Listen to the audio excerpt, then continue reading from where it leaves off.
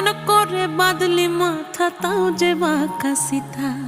মেদিনীপুরে রায়না চিরন বাঁকুড়ার ওই ফিতা, আর যতন করে বাঁধলি মাথা তাও যে বাঁকা সিথা। পেছ পাড়িয়া